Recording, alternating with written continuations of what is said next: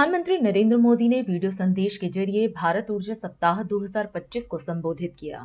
यशोभूमि में उपस्थित प्रतिभागियों का स्वागत करते हुए उन्होंने कहा कि वे सिर्फ इस आयोजन का हिस्सा नहीं बल्कि भारत की ऊर्जा महत्वाकांक्षाओं के अभिन्न अंग हैं।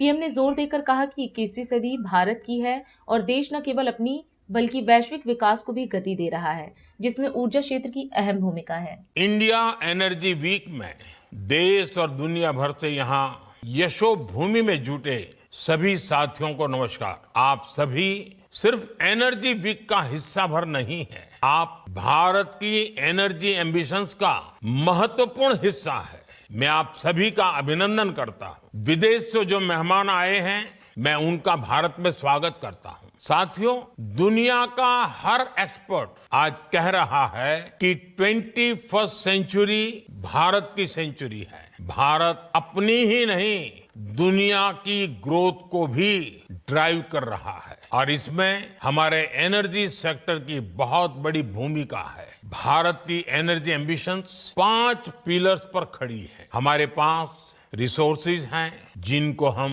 हार्नेस कर रहे हैं। दूसरा, हम अपने ब्रिलियंट माइंड्स को इनोवेट करने के लिए प्रोत्साहित कर रहे हैं। तीसरा, हमारे पास इकोनॉमिक स्ट्रेंथ है, पॉलिटिकल स्टेबिलिटी है। चौथा, भारत के पास स्ट्रेटेजिक ज्योग्राफी है जो एनर्जी ट्रेड को ज्यादा आकर्षक और आसान बनाती है। और पांचवा, भारत ग्लोबल सस्टेनेबिलिटी के लिए कमिटेड है। इससे भारत के एनर्जी सेक्टर में नई संभावनाएं तैयार हो रही है। साथियों, विकसित भारत के लिए अगले 2 दशक बहुत अहम है और इसमें आने वाले 5 साल में हम अनेक बड़े पड़ाव पार करने वाले हैं। हमारे बहुत सारे एनर्जी गोल्स 2030 की डेडलाइन के हिसाब से अलाइन किए गए हैं।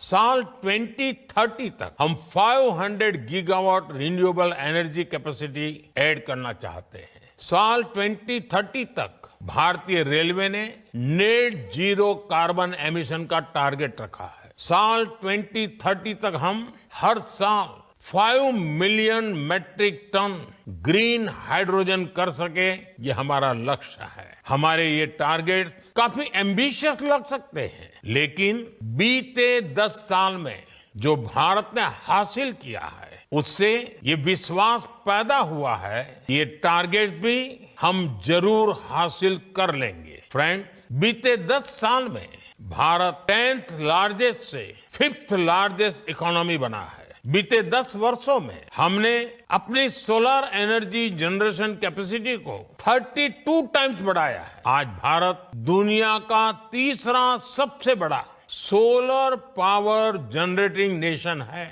हमारी non fossil fuel energy capacity 3 गुना बढ़ी है।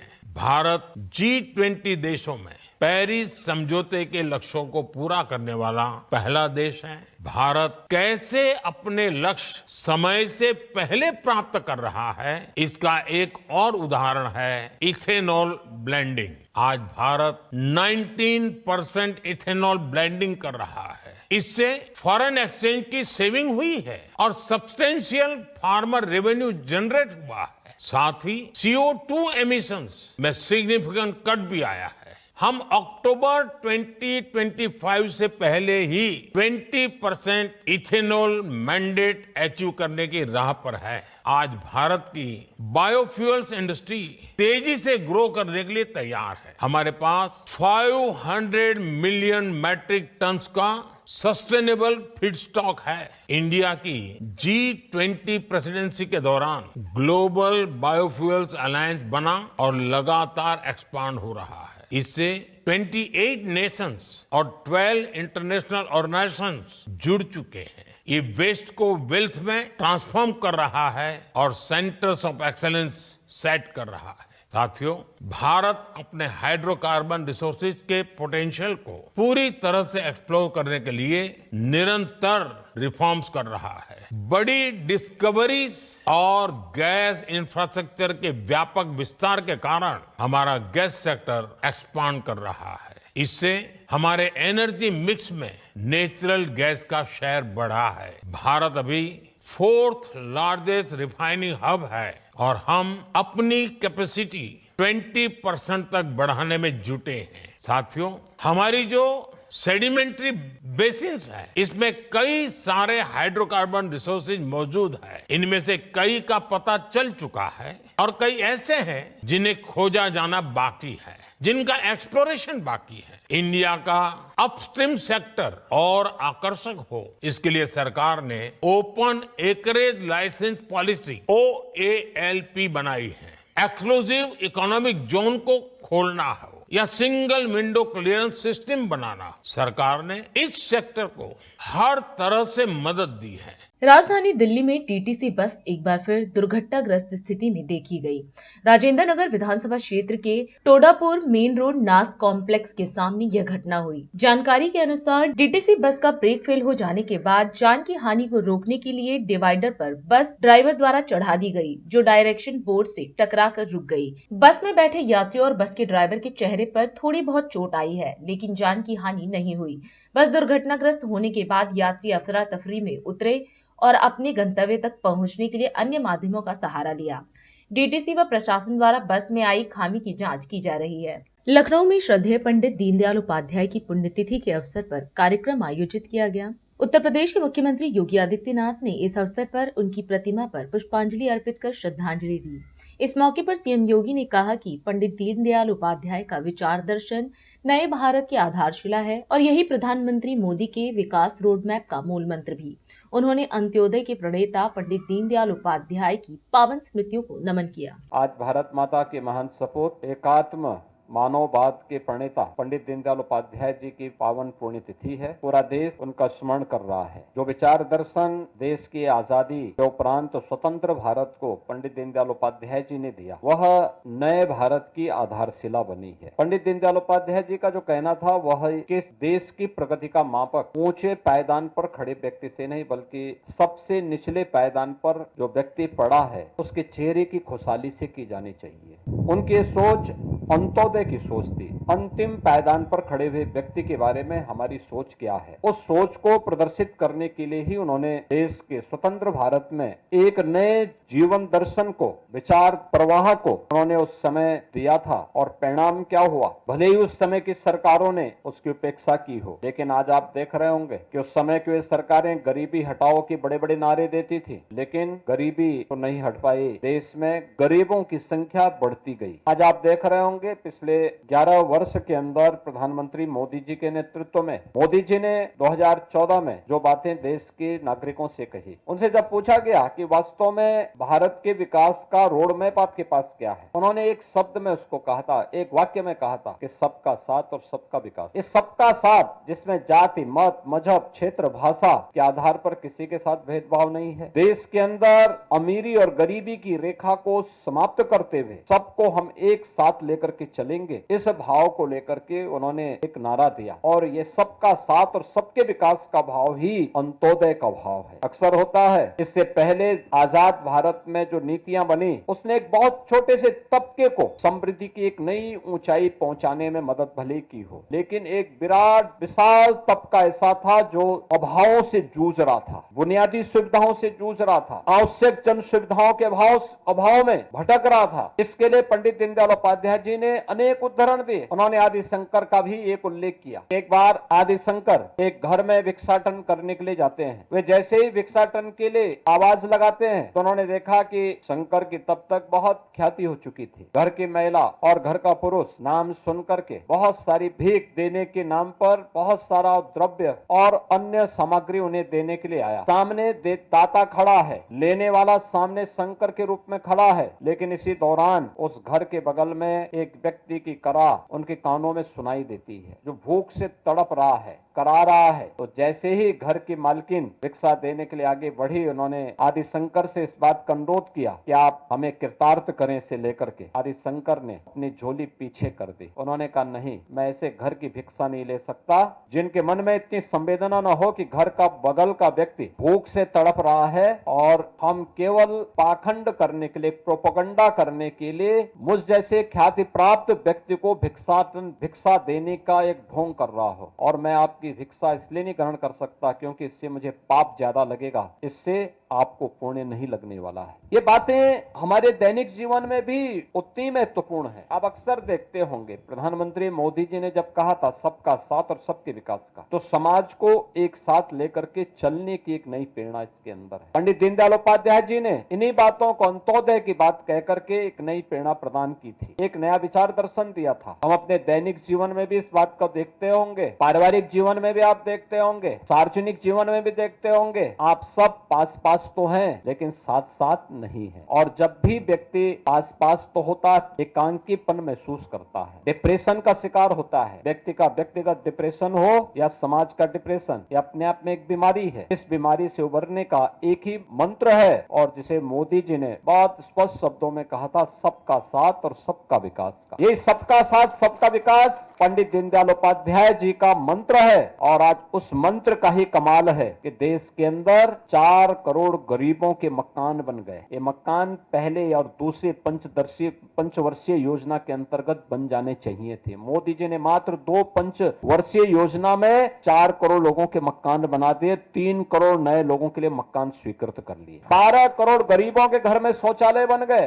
10 करोड़ गरीबों को रसोई गैस के कनेक्शन मिल गए, 50 करोड़ लोगों को आयुष्मान भारत के अंदर 5 लाख रुपए प्रतिवर्ष स्वास्थ्य बीमा का कवर मिल गया, 80 करोड़ लोगों को फ्री में राशन की सुविधा का लाभ उनकी विपत्ति के समय उपलब्ध कराया गया, करोड़ों लोगों के घर में बिजली के कनेक्शन पहुंच गए, हर घर नल की योजना क्रियान्वित हो रही है। इसका एक पक्ष कि सरकार ने सोचा और अपने तंत्र के माध्यम से उसका प्रभावी क्रियान्वयन किया, और दूसरा पक्ष उसका ये भी है, जो लोग कर नहीं पाए वे प्रश्न क्या उठाते हैं कि साहब पाइप पहुंचाने के लिए सड़क खोदी गई लेकिन गड्ढे बंद नहीं हुए। भाई पाइप खोदने के लिए, पाइप पड़ने के लिए सड़क तो खुदेगी ही खुदेगी। और याद करना, कोई भी नया निर्माण बिना तोड़ फोड़ के नहीं होता है। जब टूट फूट होगी फिर उसका निर्माण होगा, तब नया निर्माण आपके सामने फिर आएगा। ब्रेक का हम चलते हैं ब्रेक पर, आप कहीं जाए नहीं, छोटा सा break.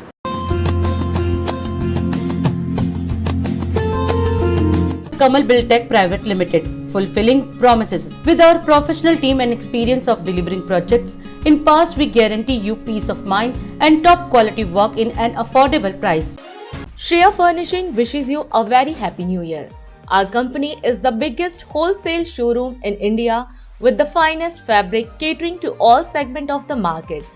Visit our shop 1/88 WHS Timber Market, Kirtinagar, New Delhi. Powered by Kamal Buildtech Private Limited, fulfilling promises. With our professional team and experience of delivering projects, in past we guarantee you peace of mind and top quality work in an affordable price. और अधिक खबरों के लिए आप हमारे YouTube channel दैनिक India दर्पण को अभी सब्सक्राइब करें और नोटिफिकेशन के लिए बेल आइकन को प्रेस करना ना भूलें। राष्ट्र सर्वप्रथम की बात कार्यक्रम में ब्रेक के बाद एक बार फिर आप सभी राष्ट्रवासियों का स्वागत। नई दिल्ली की यशोभूमि में आयोजित इंडिया एनर्जी वीक में देश दुनिया से जुटे ऊर्जा क्षेत्र के दिग्गजों को संबोधित करते हुए प्रधानमंत्री ने कहा कि आप सिर्फ एनर्जी वीक का हिस्सा भर नहीं, बल्कि आप भारत के एनर्जी एम्बिशन का महत्वपूर्ण हिस्सा हैं। प्रयाग महाकुंभ में श्रद्धालुओं की भारी भीड़ को देखते हुए मुख्यमंत्री योगी ने देर रात पुलिस और प्रशासनिक अधिकारियों के साथ बैठक की। भारतीय जनता पार्टी ने हरियाणा के कैबिनेट मंत्री अनिल विज को राज्य पार्टी अध्यक्ष और मुख्यमंत्री के खिलाफ सार्वजनिक टिप्पणी के लिए कारण बताओ नोटिस जारी किया। मध्य प्रदेश के मुख्यमंत्री डॉक्टर मोहन यादव ने लाडली बहना योजना के तहत वित्तीय सहायता में 1250 रुपए से धीरे धीरे बढ़ाकर 3000 रुपए करने की घोषणा की। विधानसभा चुनाव में इंडिया गठबंधन के भीतर प्रमुख दलों को हाल ही में मिली असफलताओं ने आत्मनिरीक्षण और राजनीतिक पुनर्गठन की मांग को जन्म दिया है। ममता बनर्जी ने अपने विधायकों और मंत्रियों से कहा कि टीएमसी 294 सीटों वाली राज्य विधानसभा में 2/3 बहुमत के साथ 2026 का चुनाव अपने दम पर जीतेगी। दिल्ली के पूर्व मुख्यमंत्री अरविंद केजरीवाल ने राष्ट्रीय राजधानी की कपूरथला हाउस में पंजाब के मुख्यमंत्री भगवंत मान और राज्य के पार्टी विधायकों के साथ बैठक की। लोकसभा में विपक्ष के नेता और रायबरेली से सांसद राहुल गांधी के खिलाफ मानहानि मामले पर विशेष अदालत में सुनवाई। लोकसभा में बोलते हुए समाजवादी पार्टी प्रमुख अखिलेश यादव ने कहा कि वे विपक्ष में अपने सहयोगियों की तरह केंद्रीय बजट के खिलाफ खड़े हैं। पुलिस अधिकारियों को एक घोषित अपराधी को गिरफ्तार करने से रोकने के लिए आप विधायक अमानतुल्लाह खान के खिलाफ केस दर्ज। आम आदमी पार्टी के राष्ट्रीय संयोजक अरविंद केजरीवाल के साथ पंजाब के मुख्यमंत्री भगवंत मान, मंत्री और विधायकों की बैठक के बाद पंजाब के मुख्यमंत्री ने मीडिया को संबोधित किया। सीएम मान ने कहा कि दिल्ली में हुए चुनाव में पंजाब के नेताओं ने शानदार काम किया, जिसके लिए अरविंद केजरीवाल और मनीष सिसोदिया ने सभी का आभार जताया है। एमएलए साहबान यहाँ पे पहुंचे थे और हमारे पार्टी के नेशनल कन्वीनर अरविंद केजरीवाल जी आए थे, क्योंकि पंजाब के इन सभी हमारे साथियों ने बहुत मेहनत की दिल्ली की गलियों में। तो एक तो इनका धन्यवाद, बहुत अच्छे से चुनाव लड़ा, इनका शुक्रिया अदा किया गया, क्योंकि बिल्कुल ग्राउंड लेवल पे आई कांटेक्ट लोगों के साथ इन लोगों का ही था। तो सबको, चाहे वो पर्दे के पीछे रहा चाहे पर्दे पे रहा, सबका धन्यवाद नेशनल कन्वीनर अरविंद केजरीवाल जी की तरफ से, मनीष सिसोदिया जी की तरफ से किया गया। उन्होंने बताया कि पंजाब में शिक्षा, स्वास्थ्य, बिजली और पानी को लेकर बड़े सुधार हो रहे हैं, जिन्हें और तेजी से आगे बढ़ाया जाएगा।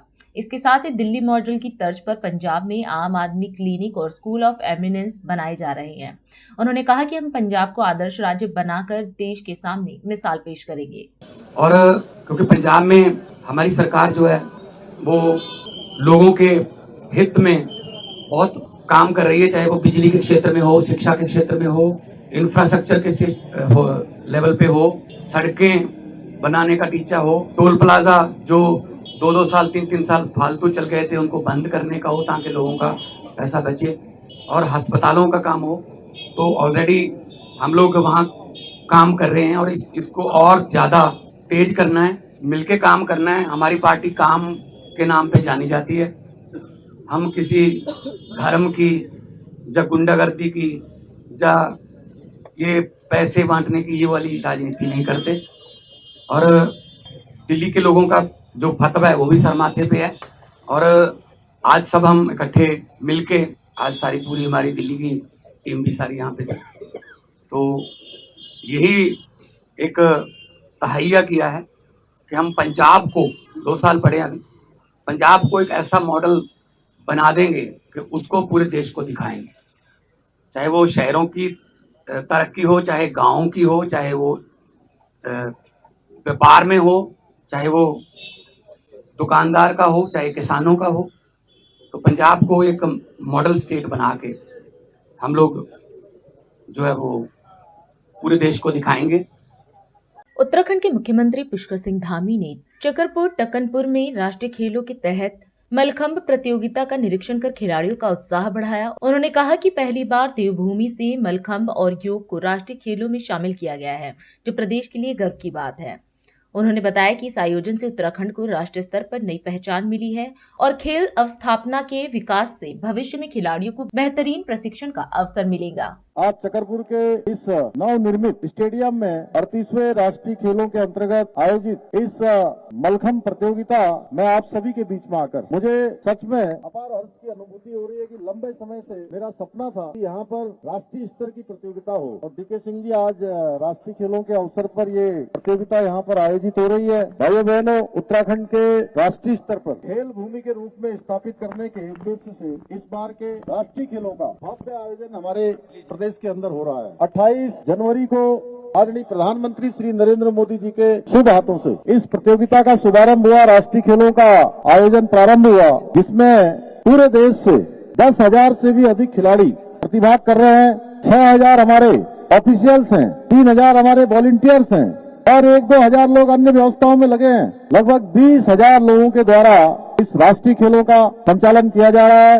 ये निश्चित रूप से हम सबके लिए बहुत गौरव की बात है कि देवभूमि उत्तराखंड को इस आयोजन की मेजबानी का अवसर मिला। और जितने भी खिलाड़ी मुझे मिल रहे हैं उनसे मुझे पूछने की आवश्यकता नहीं पड़ रही है, पता नहीं उनको डीके सिंह जी आप लोगों ने कुछ कहा तो नहीं है कहीं, लेकिन अपने आप सारे खिलाड़ी मुझे कह रहे हैं कि हम बहुत शानदार अनुभव यहाँ से लेकर जा रहे हैं। एक शानदार अनुभव लेकर जा रहे हैं। इस आयोजन से न केवल हमारे खिलाड़ियों को अपना उत्कृष्ट प्रदर्शन दिखाने का अवसर मिल रहा है, बल्कि प्रदेश का इंफ्रास्ट्रक्चर स्पोर्ट्स का और मजबूत हो रहा है। ये प्रतियोगिता एक स्थान पर नहीं हो रही है जो राष्ट्रीय खेल आयोजित हो रहे हैं, ये 11 स्थानों पर हो रहे हैं, एक स्थान पर नहीं हो रहे हैं। कल एक बड़ा ऐतिहासिक काम हुआ। ऐतिहासिक काम ये हुआ कि अभी तक राफ्टिंग की जो प्रतियोगिता होती थी, राफ्टिंग की प्रतियोगिता पहली बार गिने बुक ऑफ वर्ल्ड रिकॉर्ड इसी स्थान का बना है। तो हमारा माँ पूर्णागिरी का स्थान, माँ शारदा का तट, टनकपुर का हमारा भूमि क्षेत्र भारत के नक्शे में नहीं विश्व के नक्शे पर आ गया, जहाँ रात में जो है राफ्टिंग की प्रतियोगिता कल संपन्न हुई है। तो भाइयों बहनों, मैं बता रहा था कि 11 स्थानों पर ये प्रतियोगिता आयोजित की गई है। इसमें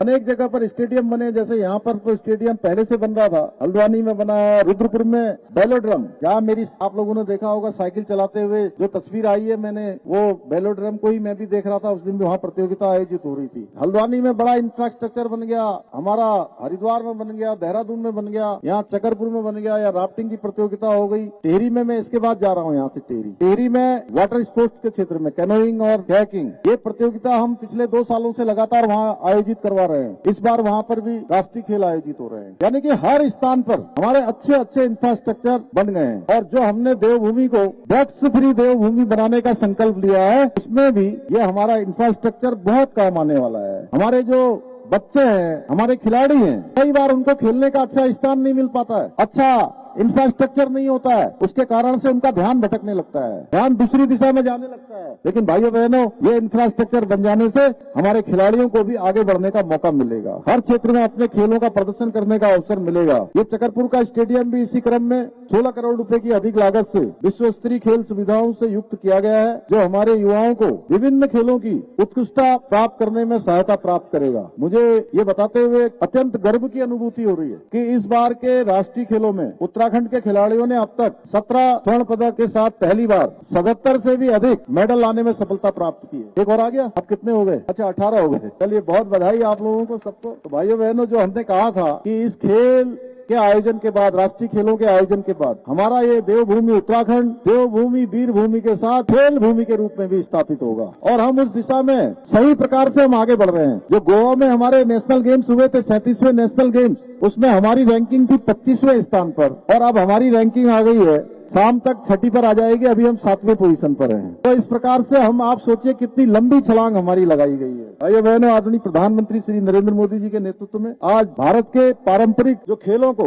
न केवल सम्मान की दृष्टि से देखा जा रहा है, बल्कि उन्हें वैश्विक पहचान भी मिल रही है। केंद्र सरकार द्वारा 2036 के ओलंपिक खेलों की मेजबानी के लिए भेजे गए प्रस्ताव में हमारे पारंपरिक खेलों में जैसे कबड्डी है, खो खो है, योग आदि को भी ओलंपिक में शामिल करने के प्रयास भी किए गए हैं। मुझे प्रसन्नता है कि उत्तराखंड में आयोजित हो रहे 38वें राष्ट्रीय खेलों में पहली बार योग और मलखम्ब जैसे हमारे पारंपरिक खेलों को शामिल किया गया है। मेरा मानना है कि मलखम्ब केवल एक खेल नहीं, बल्कि शारीरिक दक्षता, मानसिक एकाग्रता, संतुलन और आत्मसंयम का अद्भुत संगम है। ये हमारे भारत की एक ऐसी प्राचीन विरासत है जिसे संजो कर रखना हम सभी का कर्तव्य है, हम सबकी जिम्मेदारी है। और मुझे बड़ी खुशी होती है जब मैं किसी भी प्रतियोगिता में शामिल होने जाता हूं, तो वहां पर मुझे मलखम्ब जब दिखाई देता है, तो मेरे मन में स्वतः ही आ जाता है कि ये मलखम्ब वाले जो है हमारे यहीं के होंगे, सब आसपास के। मध्य प्रदेश के मुख्यमंत्री मोहन यादव ने जनसंघ के संस्थापक पंडित दीनदयाल उपाध्याय की पुण्यतिथि पर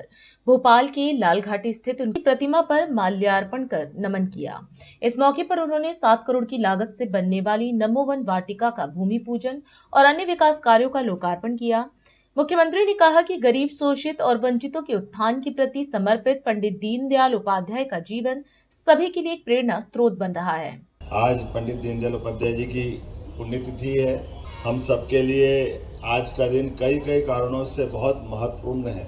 आजादी के बाद हमारे लिए, हमारे दल के लिए राजनीतिक परिक्षेत्र में कितना अलग प्रकार का वातावरण दिखाई देता है। देश की आजादी के बाद जड़ों से जुड़कर के भविष्य में भारत की राजनीति हो, ये बड़ा यक्ष प्रश्न था। दुनिया में राजनीति उस समय भी चल रही थी। राजनीति के आधार पर जो दर्शन होना चाहिए, दिशा होना चाहिए, सोच होना चाहिए, विश्व के परिदृश्य में वो अलग अलग प्रकार का था। एक तरफ कम्युनिज्म का नारा, रोटी कपड़ा और मकान, जीवन के भर तीन निशान। एक तरफ पूंजीवाद, जो पैसे वाला वो सब कुछ करेगा, जो गरीब है उसके बारे में कोई विचार नहीं होता। ऐसी द्वंद्व में फंसी राजनीति के बीच में एकात्म मानववाद, ये हमारे अपने देश धरा से जुड़ करके उस वेद वाक्य की तरफ ले जाने वाला मार्ग था, जिसके माध्यम से कहा जाता है यत् पिंडे तत् ब्रह्मांडे, जो हमारे पिंड में है वही ब्रह्मांड में, दोनों में कोई अंतर नहीं। इसलिए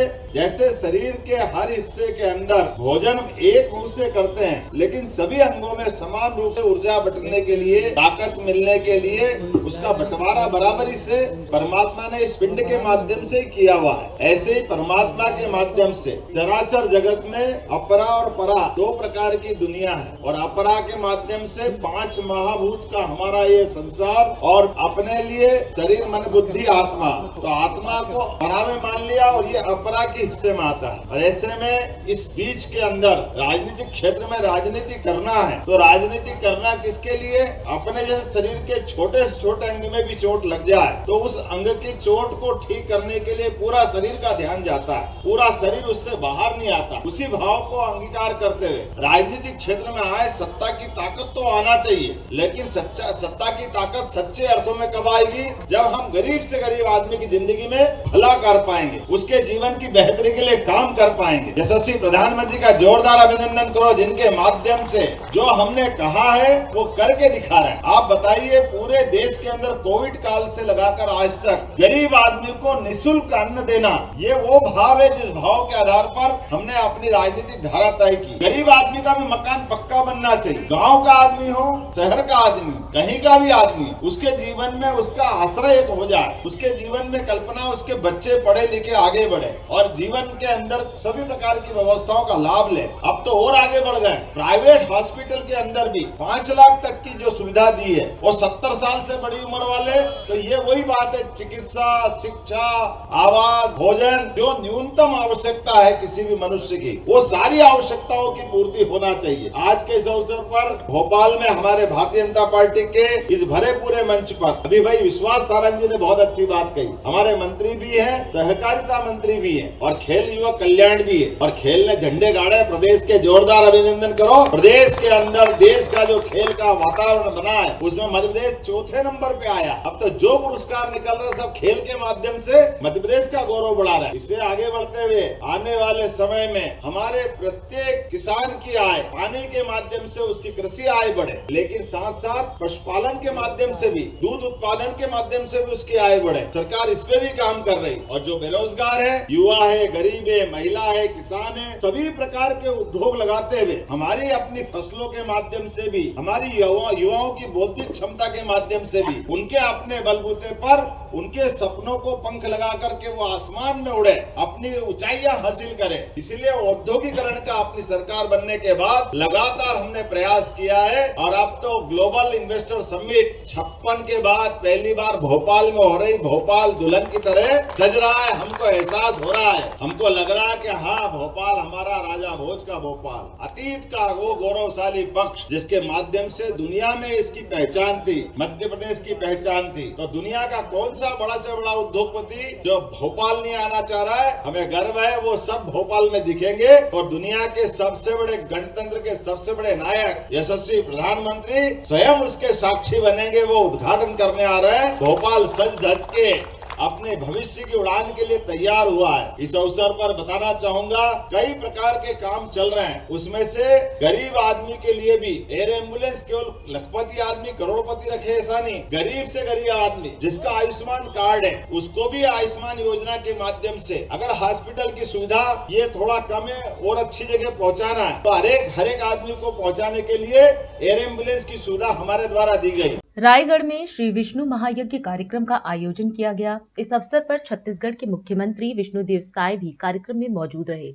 इस दौरान सीएम ने धार्मिक अनुष्ठानों में सहभागिता की और आयोजन की सफलता की कामना की। और ये गहरा ग्राम, यहाँ से हमारा पुराना लगाव है, आत्मीयता है इस गांव से, और परम पूज्य गुरुदेव स्वामी का तो ये जन्मस्थली है, और आजादी के पहले से 1943 से यहाँ पर यज्ञ चल रहा है, तो ऐसा ये पवित्र धाम भी है। और जब आप सब लोगों के आशीर्वाद से पहली बार रायगढ़ संसदीय क्षेत्र से सांसद बनने का सौभाग्य मिला, और उस समय श्रद्धेय अटल बिहारी वाजपेयी जी देश के प्रधानमंत्री थे, तो उन्होंने कहा सांसदों को कि आप लोगों को अपने संसदीय क्षेत्र का एक एक गांव गोद लेना है, और गोद लेकर उस गांव का आज हम इस कार्यक्रम में आपसे विदा लेते हैं। आप अन्य खबरों के लिए बने रहे। राष्ट्र सर्वप्रथम, वंदे मातरम, जाग उठा है भारत। राष्ट्र सर्वप्रथम।